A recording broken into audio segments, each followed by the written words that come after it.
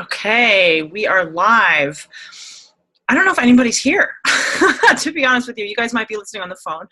I apologize because I had a big tech snafu with my regular webinar. Oh, people are coming in. Okay, cool.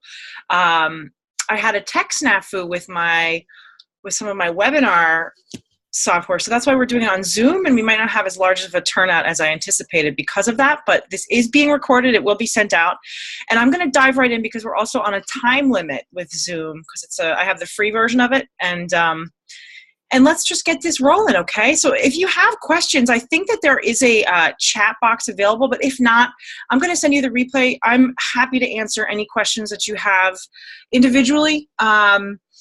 If you are live on the call, you can mute yourself on your phone or, shut off your audio on your video. So my name's Dr. Genevieve Cadell. I am a relationship expert, psychologist, and I also am a coach. And I am here to teach you guys why a vision board is not enough in creating true love or manifesting true love. I'm no manifesting expert, I will say that much, but I've been working with individuals and couples for over a decade. Not specifically regarding love, but that's something that usually has come up the most. And in the last few years, I've really, oh my God, I'm just thinking it's been like almost 10 years that I've really specialized in love, which is scary because I didn't realize how fast time went, but that's beside the point. Okay. So I have a lot to say about this topic, but one of the things that happens a lot is that people wind up in really toxic and negative relationships over and over again, and though you know better, there's something that keeps pulling you into those terrible relationships. So I want to share with you if you are single right now and you want to call in your true, your true one or whatever, however it goes, what you might be missing. Okay. So this webinar is for you. This training today is for you if you are single and find yourself on a toxic merry-go-round of negative relationships, or maybe you've been with narcissists or sociopaths, or I know that's some harsh language there, but you've been with people and they really haven't met your needs. And, maybe you're interested in the law of attraction, that kind of thing. I'm no law of attraction expert by all means, but I've watched The Secret. I've read the books. I've, listened to Abraham Hicks a lot of times. And I'm going to talk to you about a different angle, a little bit more specific about what might be going wrong and how to fix that. Okay. So, I'll just start with this. When we think about, manifesting or calling something in, right? Again, I'm not an expert, but I'm going to just talk about 3 broad steps that people generally talk about, that people generally take. And those are the following, okay? You ask, you believe, and you take action. Okay. So when you ask, you want to ask the universe or the angels or your guides or whatever it is that you do, you ask for what it is that you desire. Okay. I mean, there's the desire piece and all that, but let's just, we can lump all these things in together to 3 main broad areas. So you ask and you're specific, right? So, everybody talks about making a list, like, right? What are the attributes of your ideal partner? And you write down this list and, you put it away somewhere and you get really specific, and then you visualize, right? You imagine that it's already happened, and that's where the vision board comes in, or you meditate, or you open your heart, or whatever you do. That's the next step, right? And if any of you guys are just joining us now, feel free to mute yourself or, shut your screen off. And I said before, I'm just going to say this really quickly. If you have questions, you can email me afterwards. If we don't have time to in the chat box, there's not really a chat box, but there's like a little corner that you can type in chat if you desire to. So we ask. That's the first step, right? And then the belief step, and this is where people get a little bit messed up. Okay. Then I'm going to stick really with that second step here for the purpose of today. And then the last step is to actually act, right? You can act as if you can, take action. You can, that's where if you're looking to find somebody, you go out on dates, you put your profile up on Match.com or whatever it is. That's really not my my thing either. That's really not my area of expertise. You learn how to flirt. I can't teach you how to do that. I guess I could, but I don't think I could. Just digressing. Okay. But we're going to think about belief for a second. Okay. Bruce Lipton is a biologist who's really married sort of spirit and science in a way, and talks about beliefs.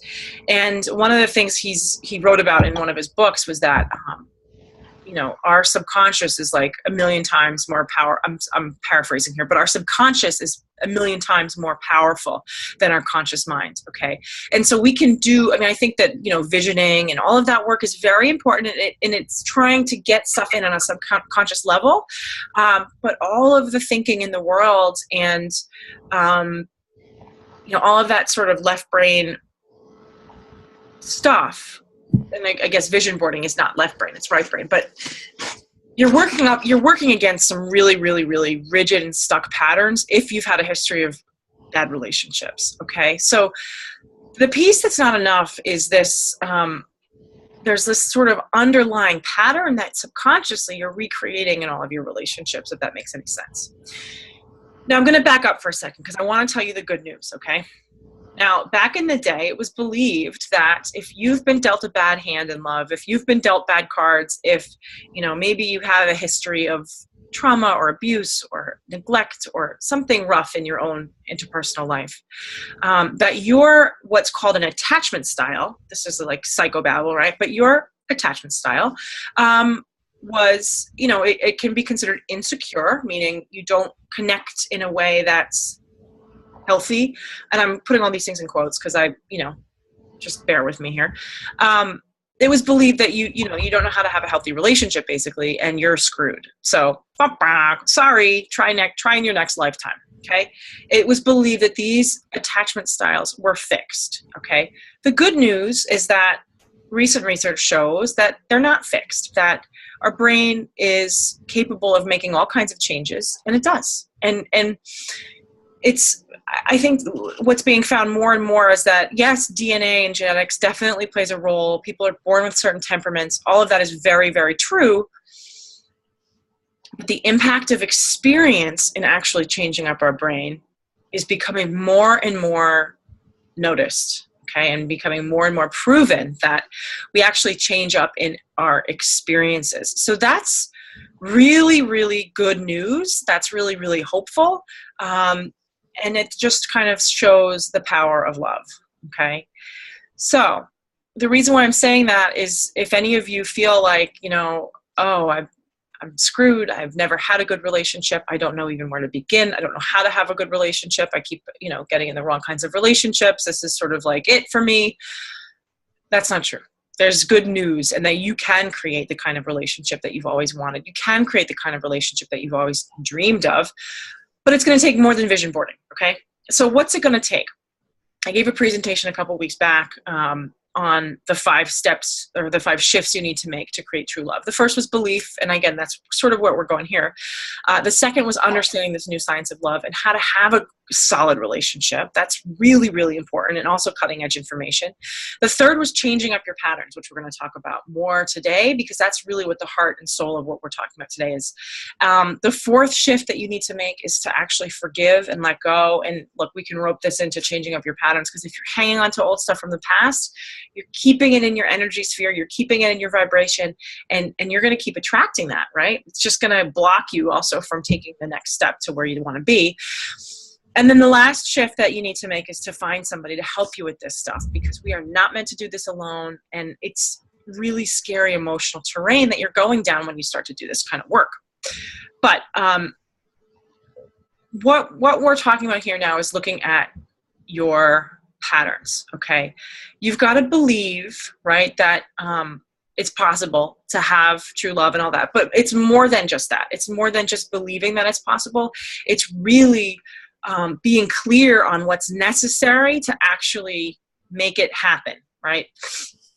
And it seems like, okay, well, I just need to take action. I just need to go out there and go on dates and all that. Yes, but you also need to be really, really, really, really, really self-aware. Now, you know the saying, a fish doesn't know the water that he swims in or whatever. Like if you're in a room that smells like lilacs your whole life and you step out of the room and it suddenly doesn't smell like lilacs anymore, you wouldn't know, you'd know what it doesn't smell like. The lilac smell is just sort of, taken for granted. And so that's such is the case with many of these beliefs that we have about anything, whether it's money or love or whatever, ourselves. So you need to challenge them. And a really useful tool that I've been using in my therapy practice, sometimes in coaching, is it's been developed. It's not a tool necessarily, but it's a set of schemas, and I'll tell you more about that. That's been developed by a psychologist named Jeffrey Young. And it helps us look at the different kinds of patterns that people have in more concrete and specific terms. Okay, so I'm not going to get into too much detail on this webinar about these different patterns because there's like 18 of them, and it would just take a long time to go through them all. But I want you to start thinking about this idea of a schema, which is, and I'll explain to you what a schema is. These schemas kind of dictate how we operate in many ways, right? And so we often don't call them into question. And so now what I'm doing today is asking you guys to call these schemas into question if you found that you've had a hard time in relationships in the past. Now, what is a schema? A schema is an underlying, pervasive, broad kind of pattern, set of behaviors. It's a mix actually of behaviors and thoughts and feelings and physical sensations, even beliefs about yourself, this sort of mix. It's like a set of lenses that you look at the world through, okay? And how you operate in the world as well. They apply to how you conduct yourself in relationships, how you feel about yourself. And these schemas are usually develop in childhood or sometimes adolescence. And they don't work, right?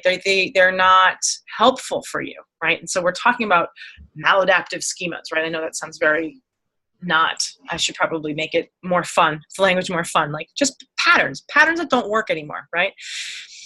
And so you really need to call into question your patterns in love. And so one way of doing that, well, let me back up for a second.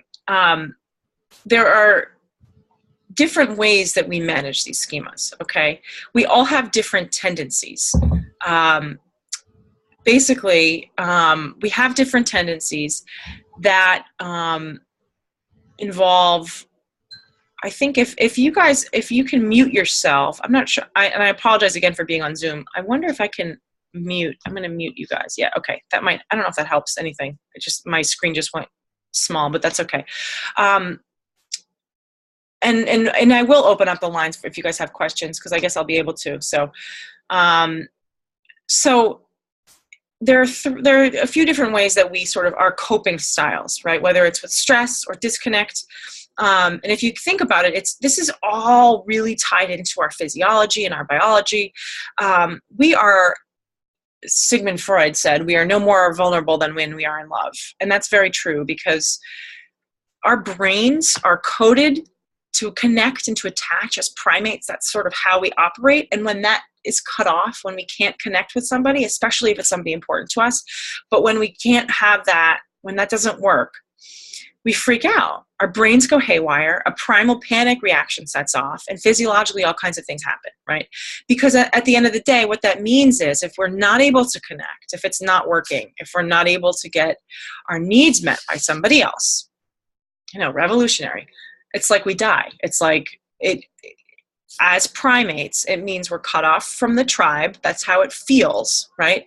And look, if we're cut off from the tribe, we're dead, right? It literally registers as life and death. That's why it can be so painful, right?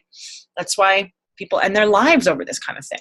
I'm not saying that they should, by all means, I'm not saying that, but it's why it's really serious. I mean, all the music and poetry and art and all of that has been about love, right? Most of it anyway. So, why am I saying all this? Because we have different physiological tendencies and reactions. And so how we cope with our schemas is different as well. So you and I might have the same maladaptive schema or the same way of operating, but because we cope with it in a different way means that we might look totally different in how we show up in relationships. So it's important to think about your own style as well. Which the styles are basically these, evolutionary reactions of fight, flight, or freeze, right? So do you pursue and want to talk about things and get closer and, try to fight? Do you run away and avoid it and shut it down and be like, I don't care, I'm out of here, peace out, not doing this anymore? Or do you just like freeze, surrender, go blank, like deer in headlights? So I know there's a lot of information here and I can only cover but so much, but these are the types of things to start thinking about when you think about your own patterns, your own interpersonal patterns and how you handle yourself, right? When you're not connecting to somebody, what do you do? Do you fight? Do you flee? Do you freeze? Okay. Now, how do these schemas, going back to this whole schema thing and these patterns, how do they develop, right? Why might somebody have, really bad schemas and other people might not? And it's really about not getting your core emotional needs met as a kid. Okay. It always comes down to that, unfortunately, right? And so I'm going to list out a couple core emotional needs that people all have. And you can think, and again, this is really broad strokes, but you can think about if these were met for you, right? So everybody needs a safe and secure attachment. And what that means is somebody, a person to connect to, somebody who is there for you. This is most often a parent. It doesn't have to be. But this is really like the kind of big deal sort of thing that people need. I'm just going to get a sip of water. So you really need a safe and secure person in your life. And it's interesting because they've done studies of trauma survivors and people who've survived, horrific things. And people who have just one person, one safe, secure person, versus people who don't have anybody, the amount of how much better they cope, they just cope so much better. They just, they thrive more, they're more resilient. It's really just because of one person that they have to connect with. So that's really, really important. Like I said before, it was once believed that if you never had that, you're screwed. But now we know that you can develop that over time with somebody. Now this can be really tough. This is where a guide really comes in handy. That's sort of an understatement, but this is where you really need somebody safe to kind of connect with. It can be a partner. Certainly it's happened in love, but it's hard to create that without having had that with somebody that,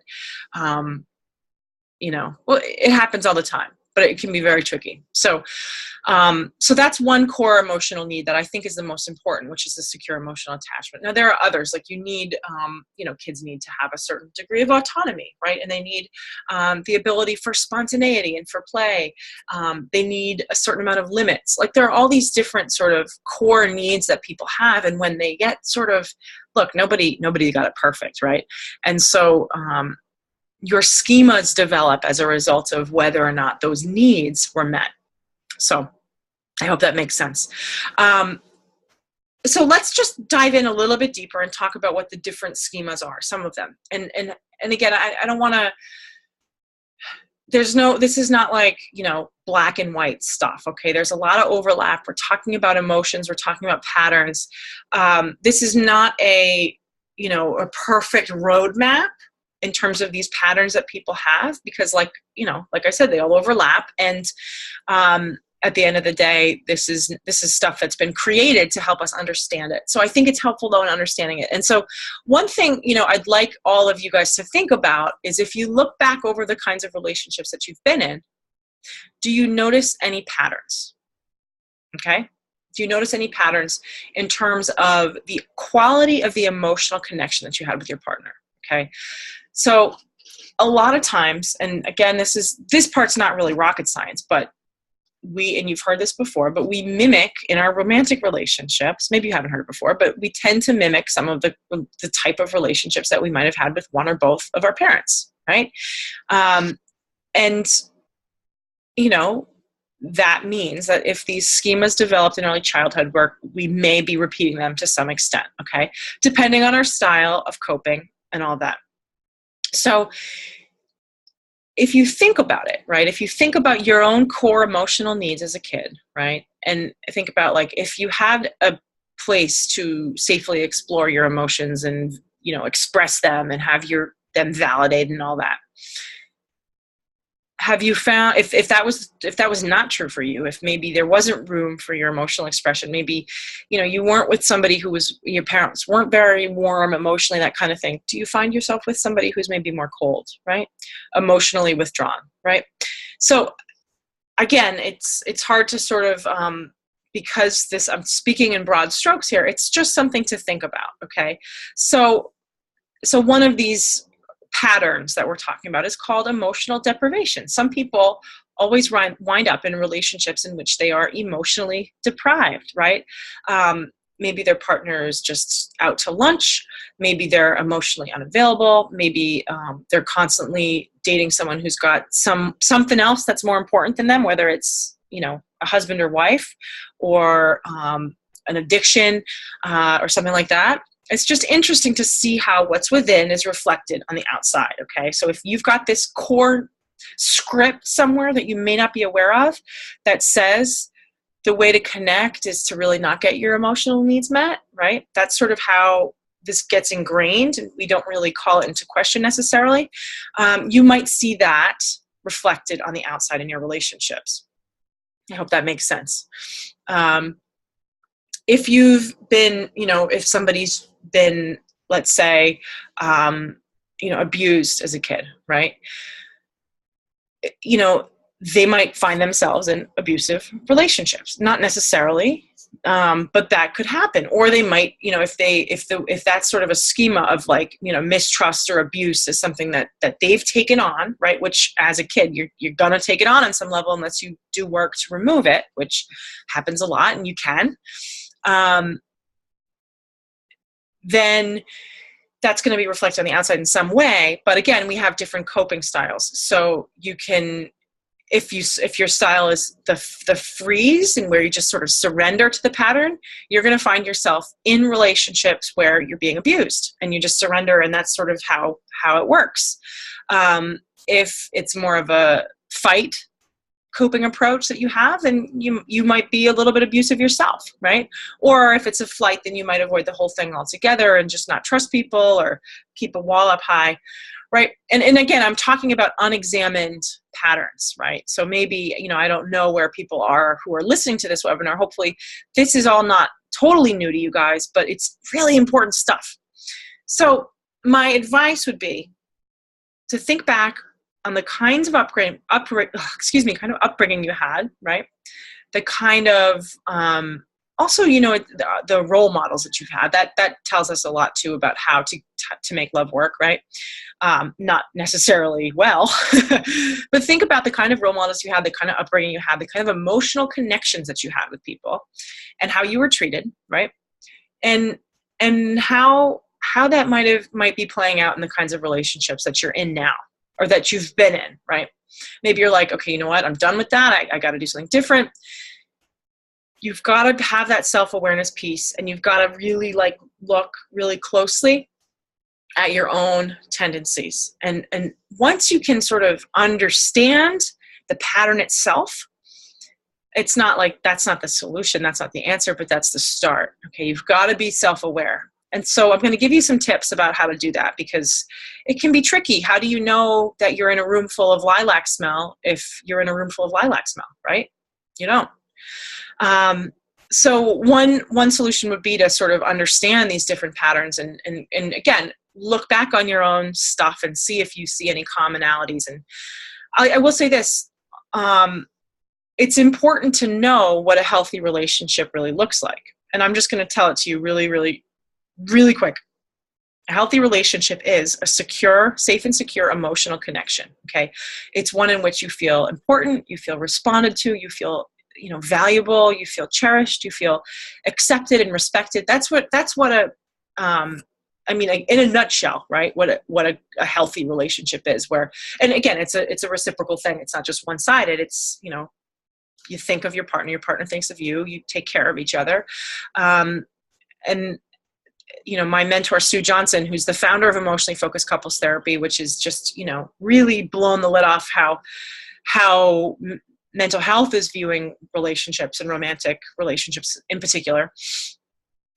She says there's no such thing as codependency. There's only effective or ineffective dependency, right? So we are talking about like safe, healthy dependency where two people do rely on each other. Okay.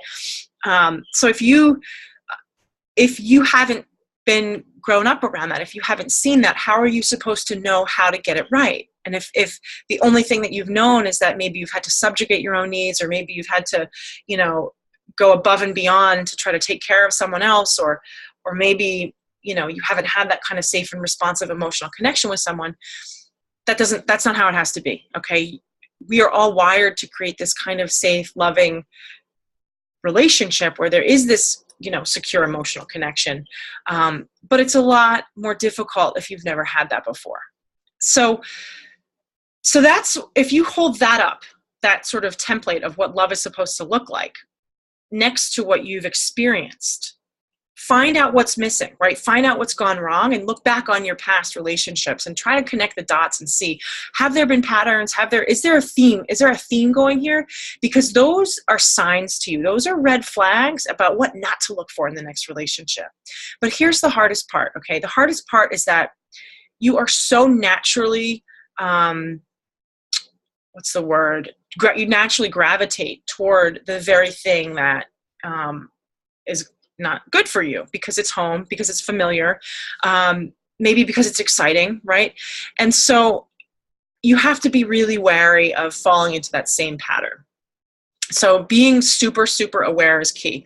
So how do you do that? How do you get aware? You look on these past patterns. Anything, you need to feel safe in order to do it. So certainly working with somebody to help you with this can be helpful. Talking it through with somebody. Journaling can be helpful. I always think that, because the self-awareness piece can be very difficult for someone who's kind of got blocks to that. So physical movement can be really helpful, whether that's, yoga is very, very good for that. And just being present in your body. Meditation, of course, mindful awareness, I'm a big proponent of. I know I'm spitballing things at you guys, but I want to just sort of help you get to that place where you can sort of start to increase that self-awareness, because that's the first step, and that's really, really key. But then what do you do? Then you really be careful and you be cautious about the kinds of people you're attracting, and you hold them up to that sort of list of qualities that to look out for. Okay, and how you operate with them, right? So it's important to think about these templates in a different way. I hope this is helpful.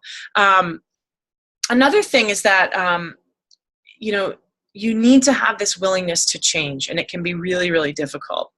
Again, a vision board, meditation, self-awareness, it's all good, right? To think about all these things, but you have to take risks and you have to take different steps. Now, something I also like to share that seems counterintuitive is that if you have a history of bad relationships and you find yourself head over heels for someone, like your heart's doing cartwheels and you're like totally attracted to this person and it's like a roller coaster off the charts, 11 out of 10, amazing, that's a sign to run the other way, right? Not cool. I know it's not fair, but that's usually a sign that this is fulfilling the pattern, right? We are homeostatic creatures, and on some level, things want to stay the same. So it's hard to resist. It's hard to break out of that comfort zone. But to get different results, you've got to be willing to do something different. And so this is true in more than just love, of course, right? Business and everything else, right? So you've got to be mindful of that.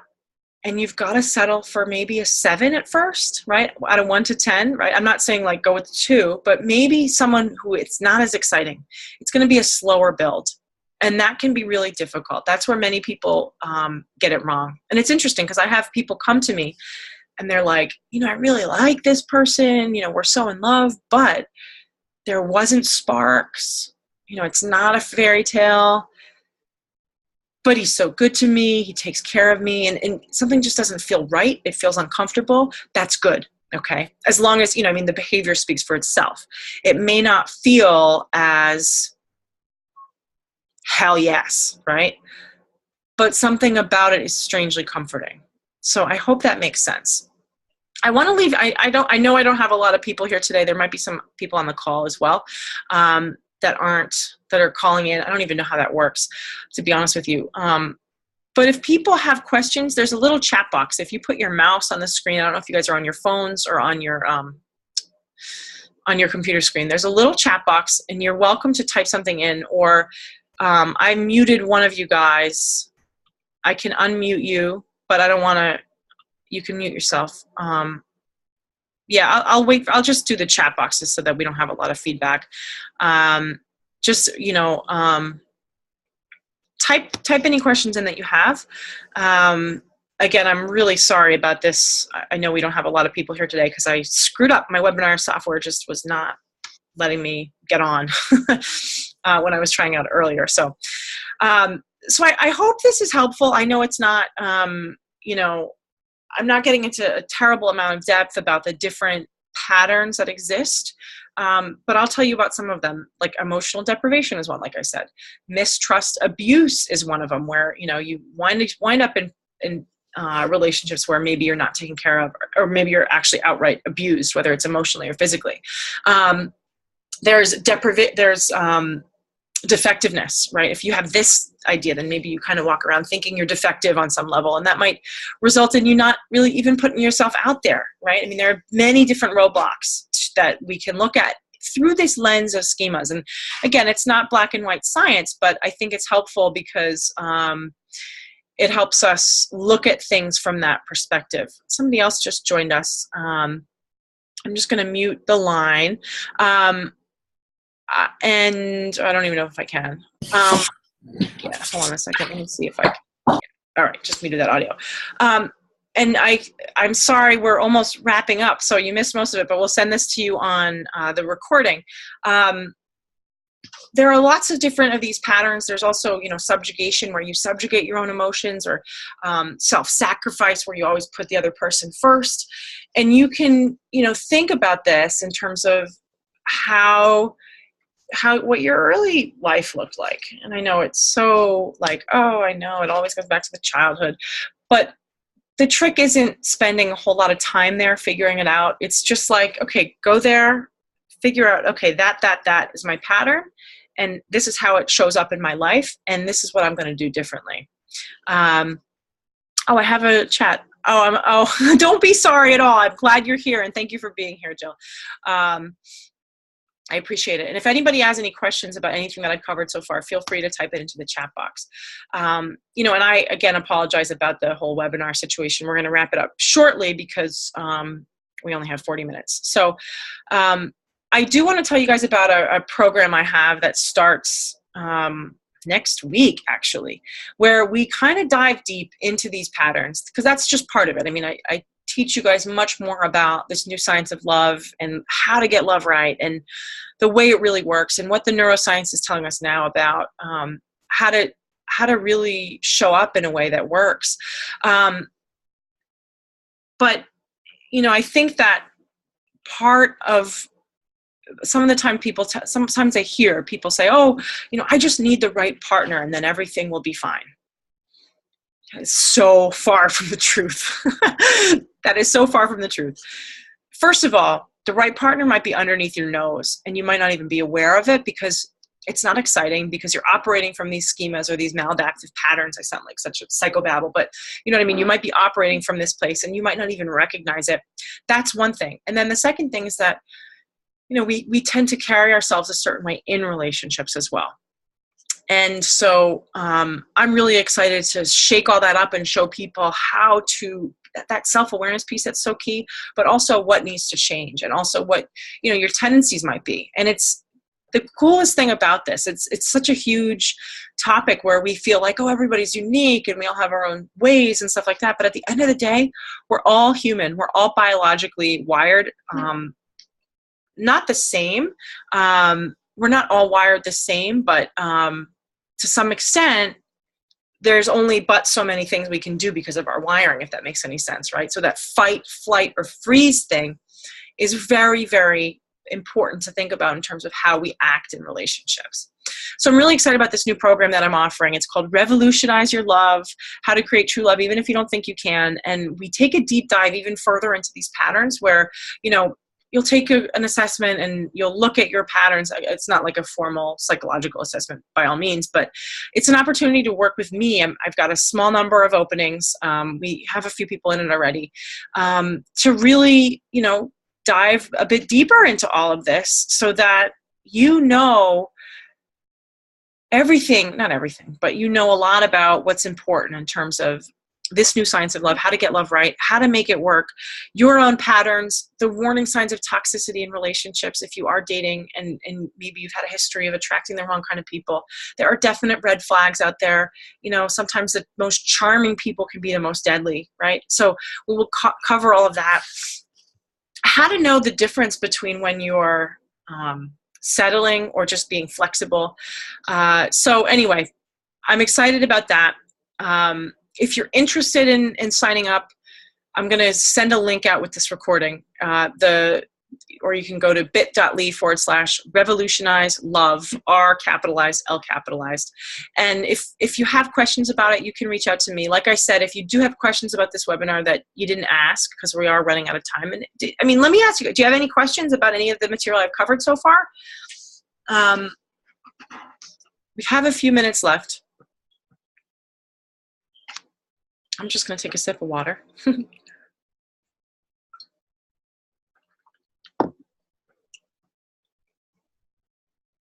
All right, I don't see any coming in. So I will send you information about the course. I've kept it reasonable, and I'm going to be in there, so you're going to get a lot of one-on-one attention from me as well. So so yeah, that's sort of, you know, again, just to summarize about the whole manifestation process, right?